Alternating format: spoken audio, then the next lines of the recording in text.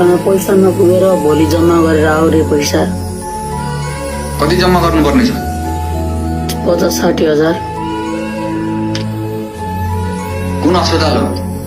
नयाँ metro hospital. तपाईँलाई नि त्यहाँ चिन्दो रहेछ नि, जो कुलबाईसँग लाइभ बस्ने भाइ होइन भनिरहेको थिएँ, एकजना नर्स के त भन्नु। गुलबाई दाइले भन्नुभएको मिलाएर गर्नु होला, डिस्काउन्ट के गर्नुपर्ने हो।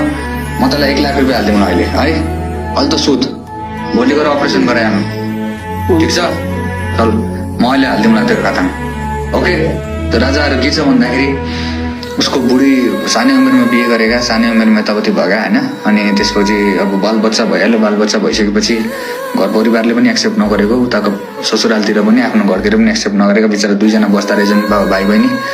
अब उसको बुढीलाई चाहिँ अब के भनौँ न, ब्रेस्टमा समथिङमा के भनौँ न, रोगसोक लागेर अथवा के भएर त्यो पिप्सी पाउने यताउति गर्ने खालको भएछ। दुध पनि नआउने, यताउति पनि नआउने, बच्चालाई पनि आफ्नो बच्चालाई खिलाउनलाई पनि त्यो नपुग्ने के त्यस्तो खालको भएको रहेछ। अब त्यसको लागि अपरेसन गर्नुपर्ने छ भनेर भन्दै थियो हिजो नै। अब चल्लो के हुन्छ भन्दाखेरि